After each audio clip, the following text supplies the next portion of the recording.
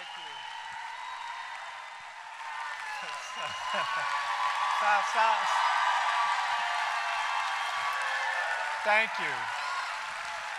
Thank you. Thank you.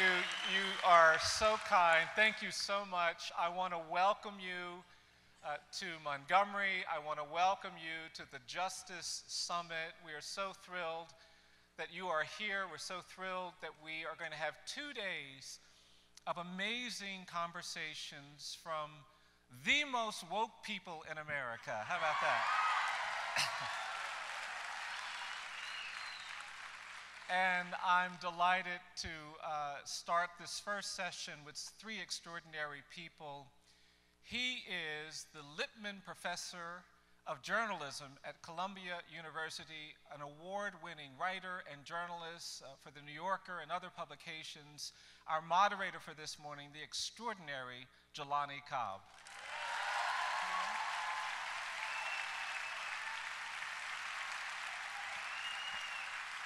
Okay, no Q&A. Okay, all right. Okay. She is the amazing writer, thinker, intellect who started a movement that has shaken this country, the extraordinary author of The New Jim Crow, Michelle Alexander.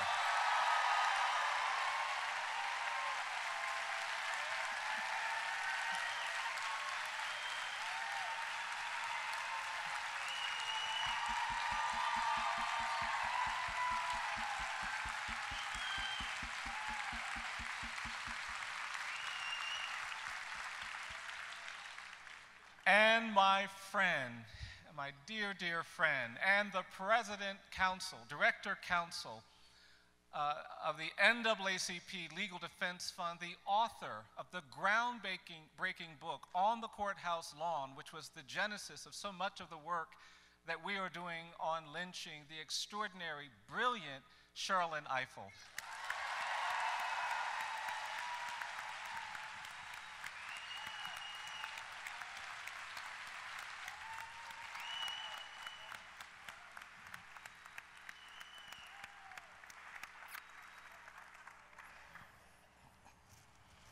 Good morning. Oh, all right. How are y'all doing? Good. So I'm the most fortunate man in Alabama today. I get to have this conversation with these 2 brilliant women whose work I've admired for so long. And so I think we'll just kind of jump in and talk about this moment that we're in and how we got to it. And I have not gotten a chance to see the memorial yet. I'm going there from here.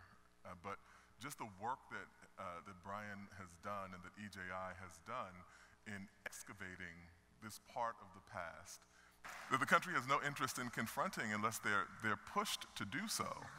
And from the work that both of you do, we know that there are very deep roots, historical roots, in how we got to this moment. So I just want to start with a kind of general question, which is, how did we get here?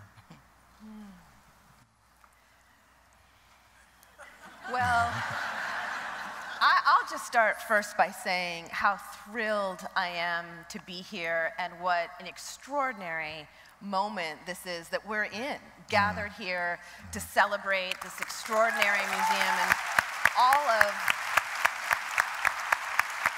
the work that has gone into it.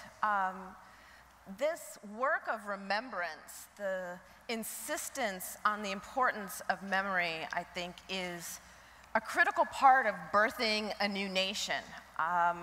Last night, I was able to attend this extraordinary celebration, and over I heard people talking about the importance of truth and reconciliation. Kim Taylor Thompson and Brian Stevenson last night both emphasized that we can't have reconciliation without truth, and that we have been unwilling to face the truth in this country.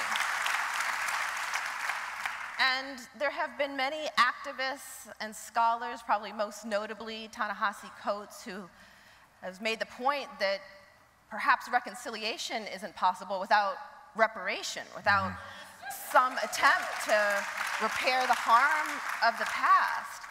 But you know, as I was preparing to come here, as I was journeying here, I kept thinking that beyond truth, beyond reconciliation, even beyond reparation, part of what is happening here is the birth of a new nation. That we're at a time in our history when Confederate statues are coming down and new statues, new museums are coming up. And that this isn't just the work of making a more perfect union, since our union was never perfect. It isn't about just improving this nation, that this is the work of birthing a new nation. This is part of that river that Dr. Vincent Harding talked about, this river of rebellion and resistance and remaking of a nation that has yet to be. And so, you know, I just want to say at this outset how thrilled I am to be here with so many people committed to being part of that rebirth. And certainly by now, I think we understand the price, the cost of not remembering, of colorblindness, of looking away, of sweeping history under the rug, of attempting to move on without facing the truth, without telling the truth. And we see now that if we fail to face our history, if we fail to tell the truth, we will repeat it. Like a child who will just keep sticking their hand in a fire because they do not remember the hurt of the pain if they have no memory. We as our nation, our collective subconscious, as well as all of those who are intent on preserving white supremacy and racial hierarchy, will rebirth these systems of racial and social control over and over again. And as Brian Stevenson has eloquently stated, you know, slavery didn't die, it evolved. And part of the work we have today is putting slavery, the mindset that birthed slavery, the political and economic forces that gave rise to slavery, allowing that to die. And grieving those who were lost, and participating in the revolutionary birth of a new nation. That's something that Dr. King understood at the end of his life when he said we need a revolution of values. He wasn't talking about a rhetorical revolution, he was talking about an actual revolution, the restructuring of our political and economic systems so that a new nation could be born, America must be born again. And I think we are here today. We've got to this place because for too long, our nation hasn't been willing to face its history. But this museum, all of you present here, is more than enough evidence that I think we're ready to rise to the challenge this moment in history presents.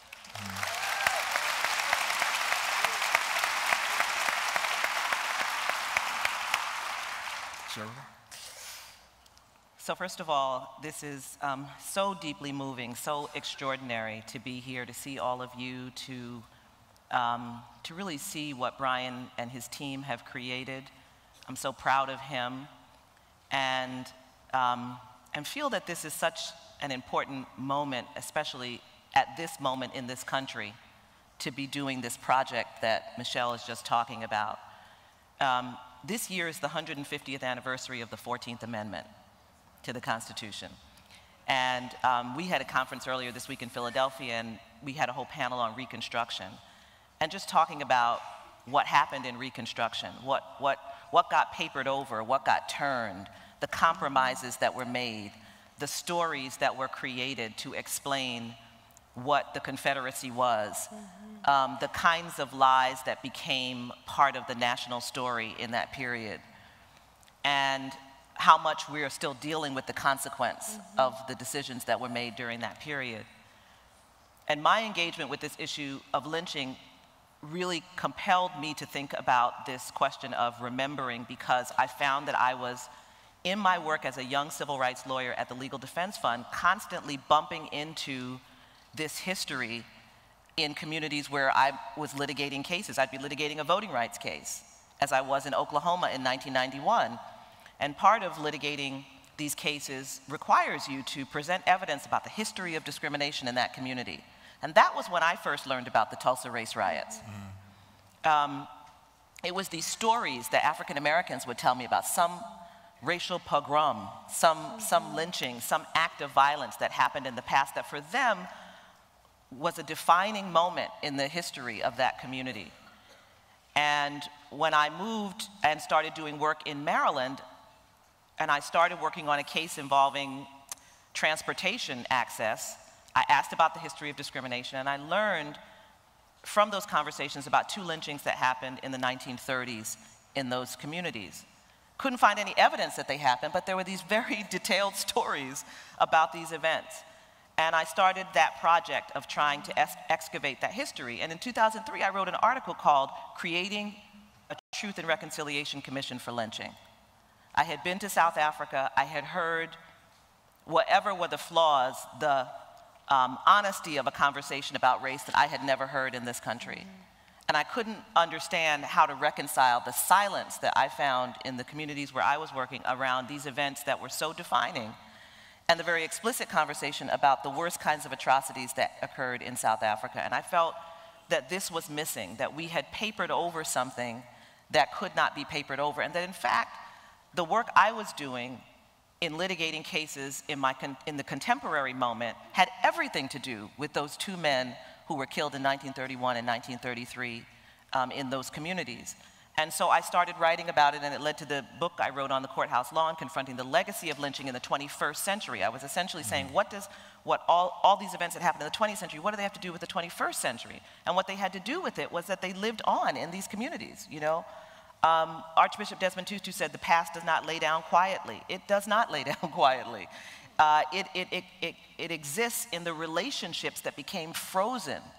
These were terrible, terrible incidents that happened in these communities, an absolute betrayal of the justice system, in which, you know, people all over the community were complicit in witnessing these events, in which men were railroaded and accused of the worst crimes that they did not commit, in which families were, in some instances, so afraid that they wouldn't even come and collect the bodies of their loved ones, in which communities were terrorized by the presentation of lynching victims. I mean, this was a message crime that terrorized communities. And that message was received by those communities. And that message still lived on, even when I was visiting those communities in the 1990s and in the early aughts, and still to this day. So until we go back and recognize what happened, talk about what happened, and unsend that message, you know how on a computer you try to get a message back that you send is really hard? We need to do that project. And, you know, and I'll say in the book that I wrote, I said this needs to happen in the Black and the white community. Because this is their role in lynching actually continues to resonate today as well.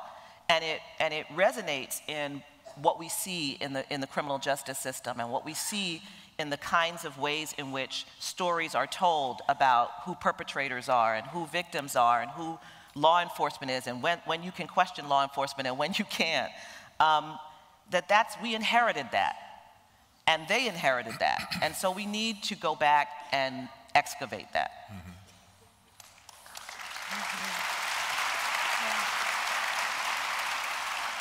I think that one of the things, when I was in graduate school and I was reading and writing about lynching, one of the things that struck me was the number, and that number has grown. You know, Tuskegee began, when it was still Tuskegee Institute, began keeping track of lynchings, and their number came out to about, is there some Tuskegee people here? Hello. And we could do a whole HBCU shout-out roll call here in a second. Done the time. No, I'm not going to do that. Although if I did do that, I'd be sure to mention Howard, where I went, but I won't do that. But in looking at the work that Tuskegee did, and they came out around 3,000, around 3,000 people. Oh, did Jesse Jackson just say A&T? This conversation has gone way left. But the work that Tuskegee did, they had a number around 3,000, and the number has kind of gone up to, when I was in graduate school, it was 3,800. Now people are thinking that it's in the 5,000 range. And one of the kind of stunning aspects of this is that when you look at it, it averaged out to about 2 to 3 lynchings per week over the course of 3 decades. And that's just the kind of middle part of the bell curve. There's a smaller distribution at the beginning and a smaller distribution at the end, so it doesn't end there. And so this is kind of deeply interred in American history. And for the work that we do in the present, and you running the new Jim Crow and lecturing and talking about these issues and with the LDF, it seems possible to see the fingerprints of that when we look at things like Stephon Clark, or Philando Castile, or the entire litany, Sandra Bland, the entire litany of these high-profile instances we've seen of black people losing their lives at the hands of law enforcement in these ways that should not happen. And I wonder if it's too much to say that lynching is foundational to the relationship of African Americans and criminal justice. No, I don't think that's... it's not too much. No, go ahead. No, go. Well, it goes right to the beginning of the statement you just made about the number and how the number, has increased as we've delved more. The most important connection, first and foremost, is with this question of truth and what is truth. Because there was a very deliberate effort to cover the truth about lynching. It's not as though many of you don't know by accident. You don't know because when lynchings happened, there was a silence that fell, and there was a compact within communities, particularly white communities, that you didn't talk about it. In black communities, very often it was not talked about anymore because of fear. But in the white community, it also wasn't talked about because of fear, because they wanted to protect one another. And that extended to actual institutions. I mean, in the lynchings that I studied, the one in 1931, the local newspaper did not cover the lynching that happened in front of 500 people on a Friday night at 8 o'clock. And what they said, the newspaper came out the next day and it issued a statement. And the statement said, "We will not report on the demonstration that occurred last night for the simple reason that everyone knows what happened." Right? So the deliberate attempt to cover this up and then to pretend kind of that it didn't happen. And it was really those black institutions like Tuskegee, it was black journalists like Ida B. Wells Barnett. It was the work that they did to keep these accounts alive that is the work that EJI has built on and now has recognized how high that number is. I've always said nearly 5,000 because there's so many unrecorded lynchings. But the reality is the black community had to fight to keep this history alive. And what that has to do with today is that the reason that we are calling out the names of the people that you're calling out is because we have these videos. Most people in this room know that the issue of police violence against unarmed African Americans is not new. It is not new anywhere in this country. I'm originally from New York, and I can remember being 10 years old and NYPD killing another 10-year-old, Clifford Glover, when I was 10. So this is not new, but we didn't have the videos, and so we were gaslighted in the same way.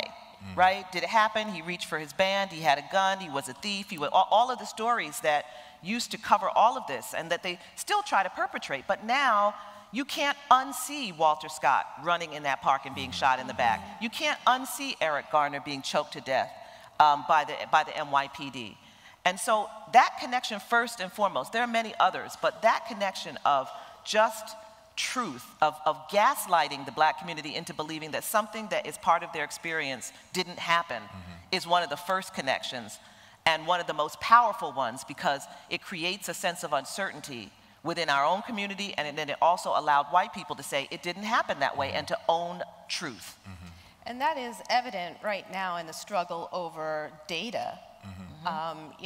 It's stunning that there is no national system for collecting data on police shootings.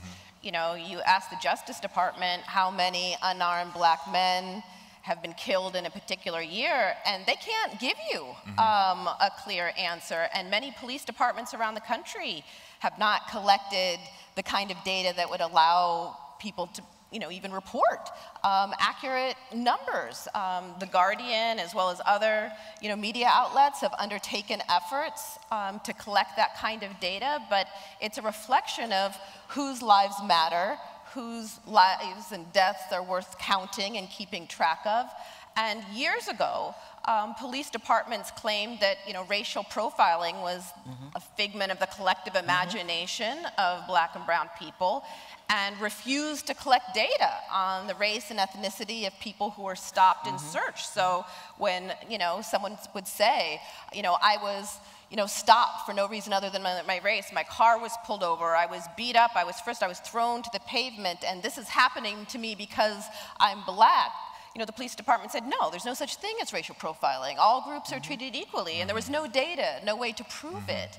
And so this struggle for data and memory and the counting and the recording is just a part of the effort to count every life and to honor it as though it matters. And I hope that as we move forward, that not only will we continue to count those who were lynched, but we will demand a much better accounting of those who are being lynched in the modern age by our police departments and by, you know, our law enforcement today.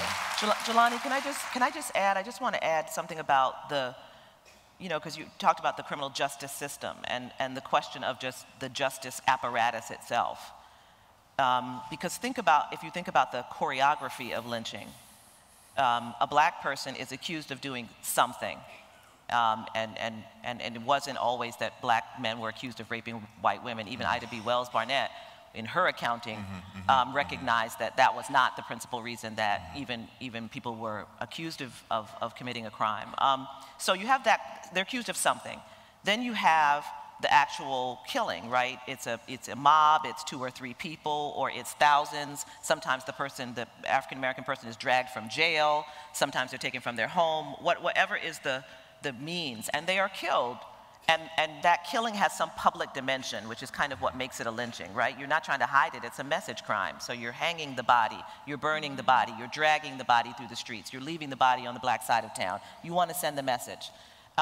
Now what happens? What should happen is there should be an apparatus of investigation and prosecution of those who committed this terrible crime, right? And we know that that doesn't happen. We know that we don't have any accounting of anyone who was convicted of actual murder for lynching someone. Some people were convicted of riot and other things. So that means that there's a breakdown in the justice system. And so you have to be looking at the role of those local prosecutors who should have been conducting investigations and those local police who did not. You know, there are cases of prosecutors who, first of all, there's complicity in the community. You know, there's the famous quote of one man who said, you know, we would never testify and say what we saw because we're all neighbors and neighbors' neighbors, you know. So there's the closed ranks of the community that won't tell. There's the failure of the police to actually conduct real investigations. But there's a story to be told about the role that local prosecutors played in refusing to seriously try and prosecute the lynchers, even though everybody knew who they were. There are very few masked lynchings, right? That is, the people who committed these crimes, they were not scared. They did not have on masks. Everyone knew who they were, and yet somehow you didn't have these prosecutions happen. I know of at least one case in which the state attorney general took over and actually provided the local prosecutor with affidavits with the identities of all the lynchers, and the local prosecutor still refused to bring that prosecution. So this question of prosecutors, which we've all been talking about quite a bit, and this question of accountability for killing, particularly in the context of law enforcement, is another piece that is inherited, and another piece that I think links us to this period, that in every moment of the justice system, there has to be either action or failure to act. And as much as we're making the demands for truth and data, we also have to be making the demands that the actors in the criminal justice system act as they are supposed to act, as they are charged to act, in a way that vindicates the lives of those people who are killed unlawfully.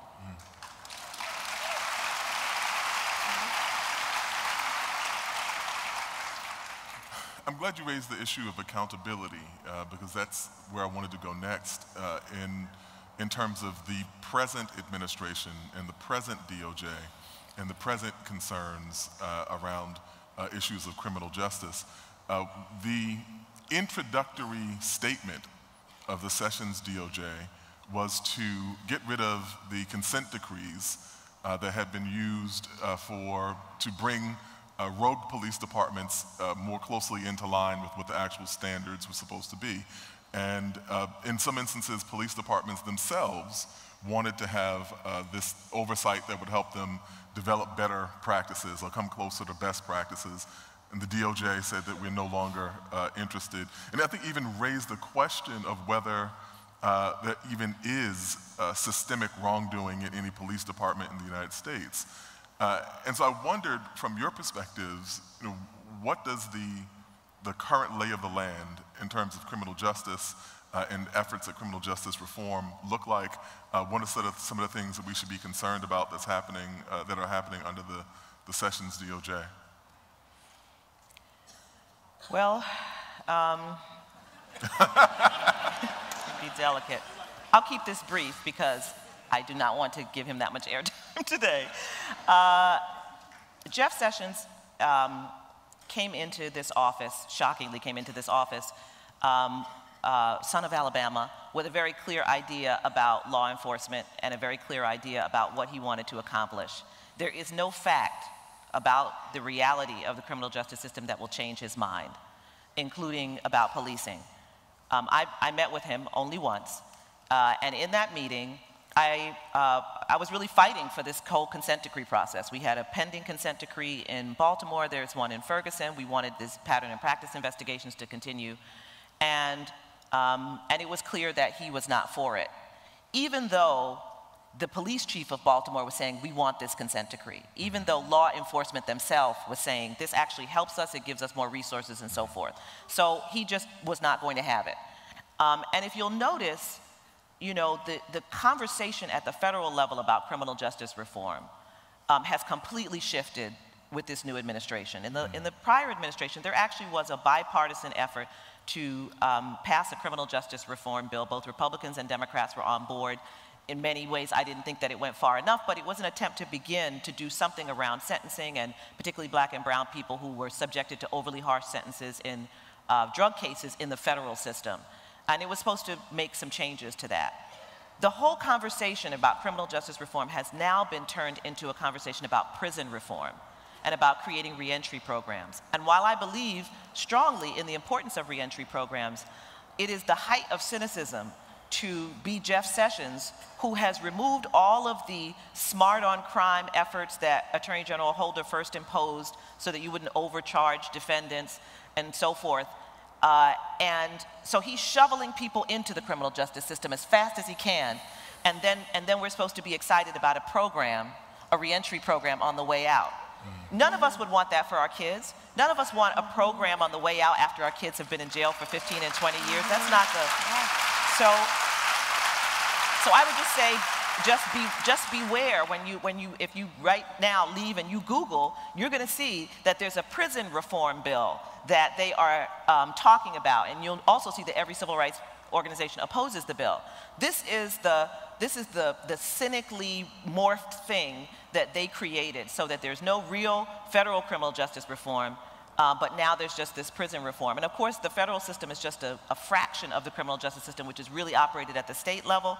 And so we're continuing to do really intense local work. But this is really important to see this hijacked and to see members of Congress pretend as though creating reentry programs is the same as not taking away people's lives on the front end is just very indicative of the moment that we're in.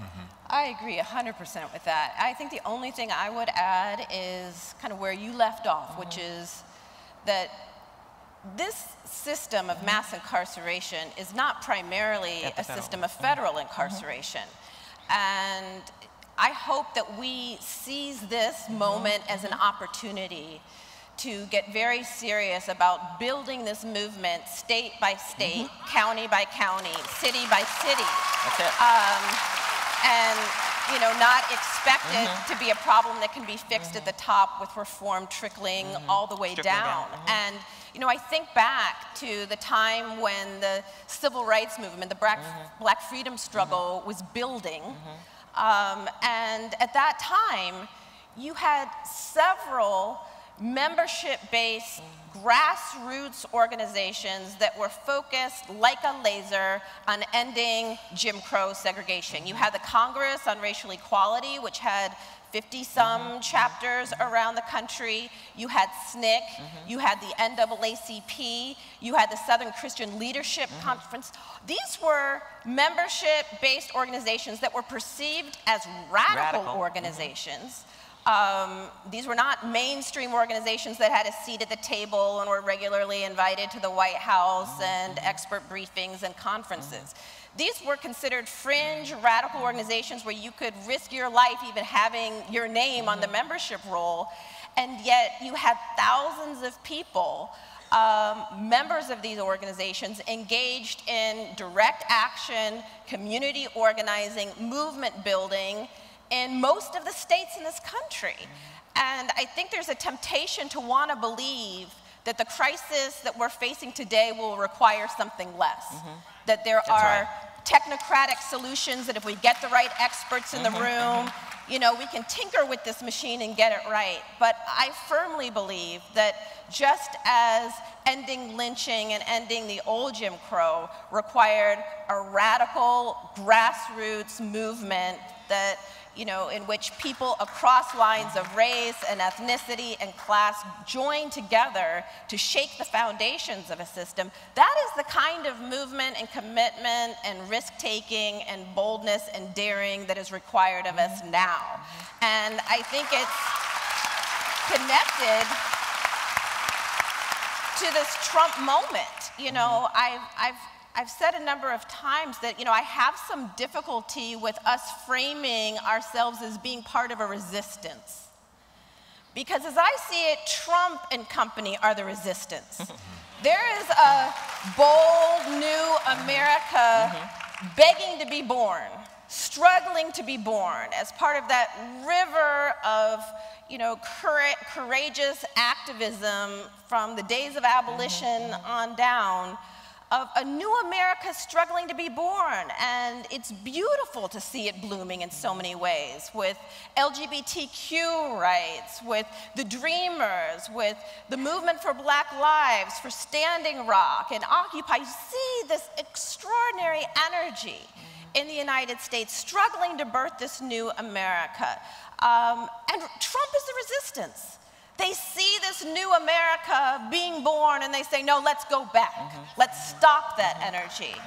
And so let's use this moment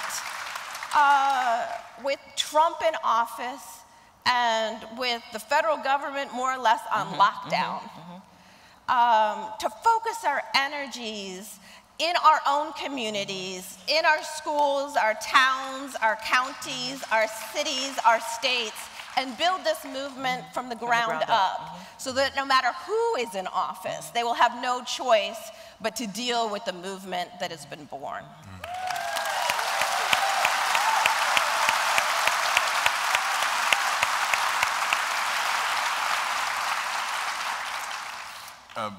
There's another part of this conversation that I want to talk about as well, which is that in the discussions of lynching, we typically, very many people, I guess most people don't even know, for reasons of commission and omission, that this is the ancestral legacy of the United States. But to the extent that we do discuss it, we often think of it in terms of Black men explicitly and singularly. And there is this tradition of violence directed at Black women as well.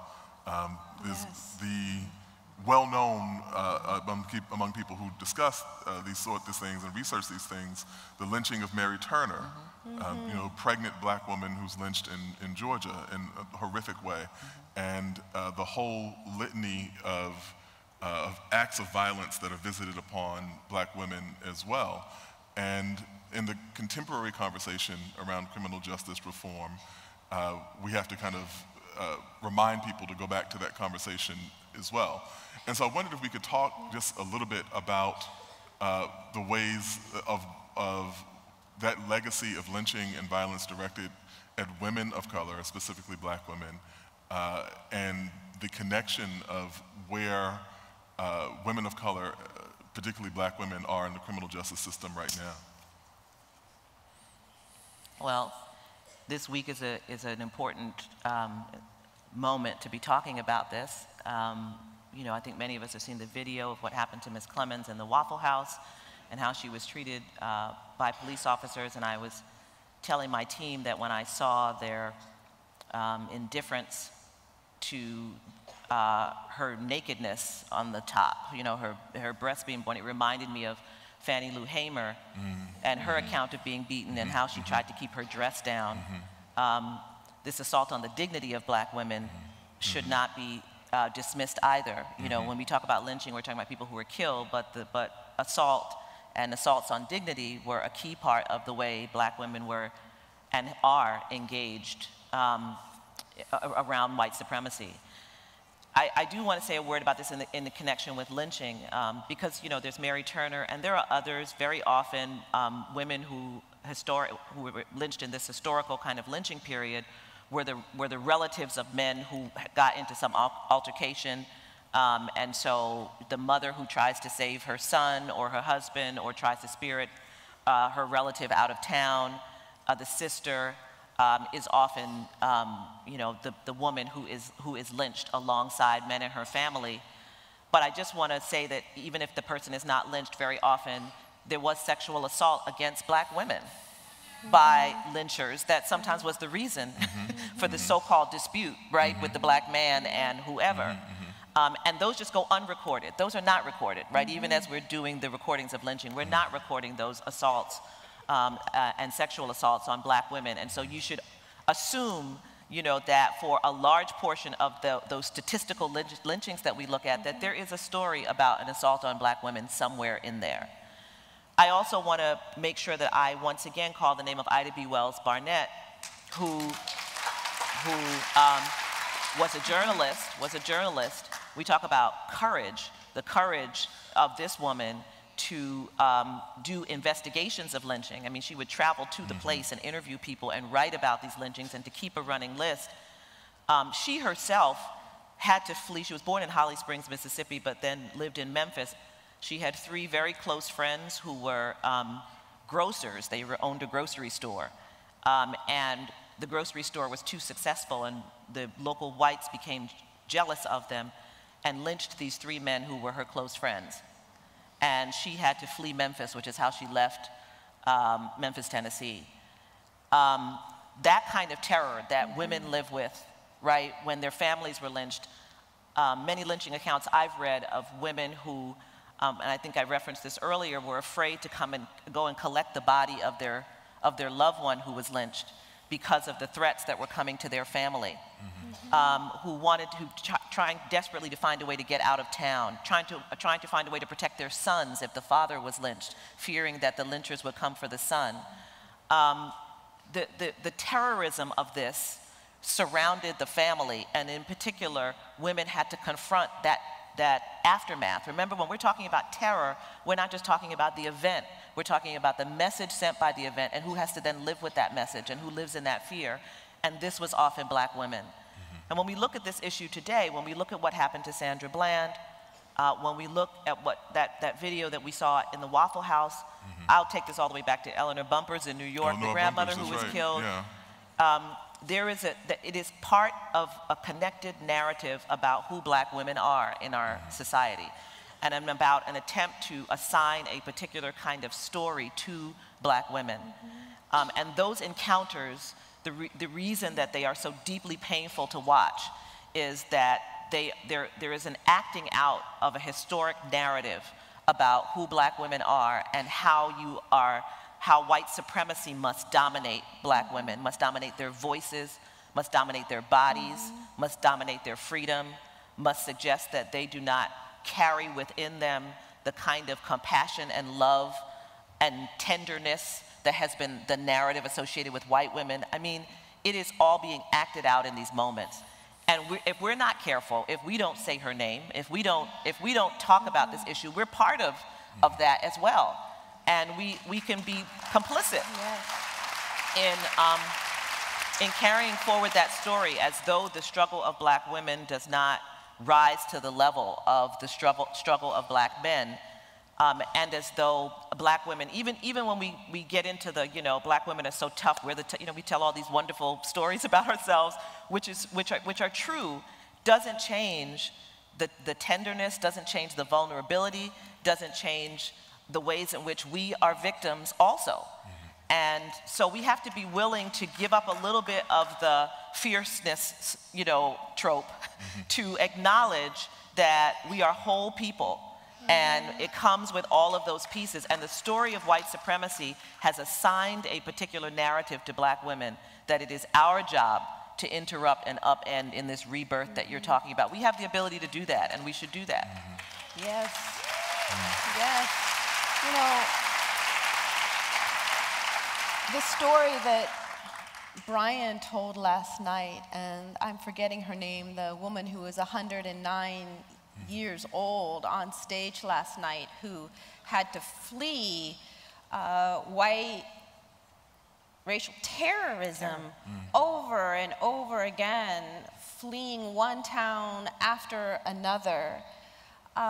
It reminds me of all of the work that women continue to do today in the age of mass criminalization to try to keep their families safe. It was striking to me looking at the numbers of people who were lynched in the South. The overwhelming majority are men, and therefore it's easy to kind of say, well, it wasn't that big of a problem for women. Well, not only were women lynched, but they were the ones who had to deal with the fallout of the lynching and struggle to survive and to keep their families safe. And today, the overwhelming majority of people who are locked up are men, which has made it easy for scholars like me to focus primarily on the experience of black men. But the reality is that black women are equally impacted by the crisis of mass criminalization. They're just impacted differently. I am deeply inspired by, formerly incarcerated women who have been doing heroic work, organizing, people like Susan Burton and others, kind of organizing to ensure that women returning home from prison are provided the support that they need in order to make the rough transition. But there's also, women like Gina Clayton, who has launched SE Justice Group, which is a phenomenal organization dedicated to supporting women who, are dealing with the trauma, the fear, the economic anxiety associated with supporting and loving people who are behind bars. And the experience of women in the age of lynching, in the age of mass criminalization, is one that, I believe has received far less attention than it deserves, including from people like me. So I hope that we're at a moment now, thanks to the work of Kimberly Crenshaw and many others, of understanding that we can no longer go forward talking about these issues in anything but a deeply intersectional way.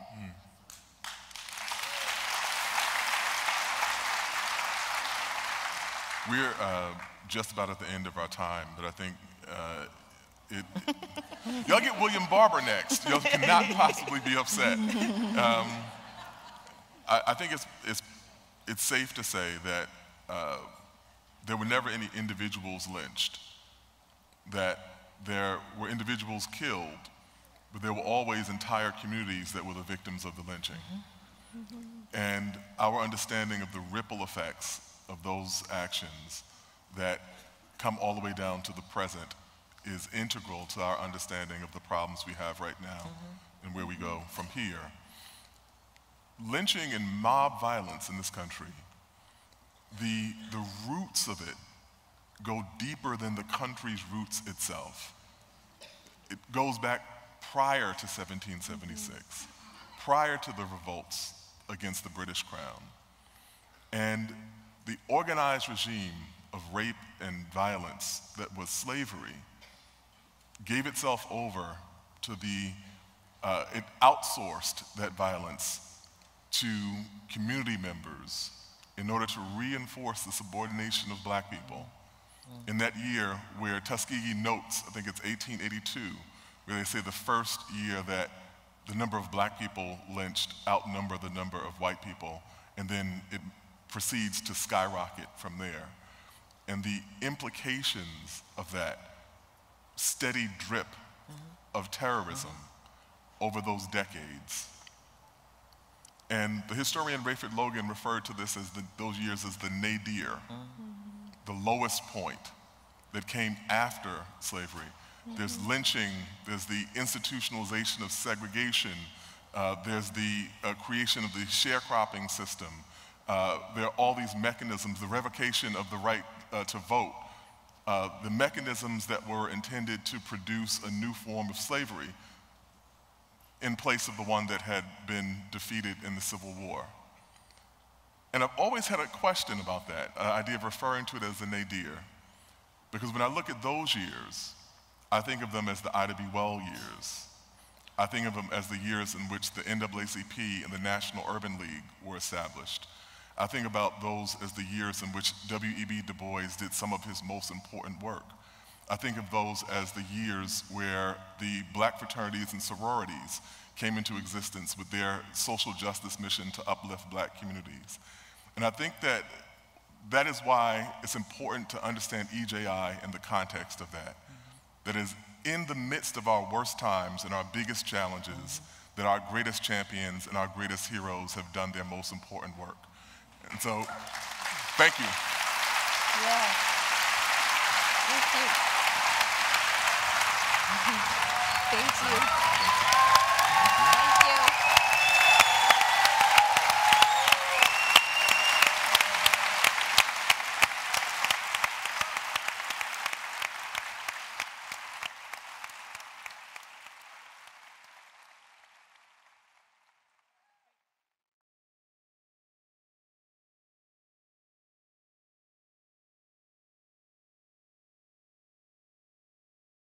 He's got it. Whatever.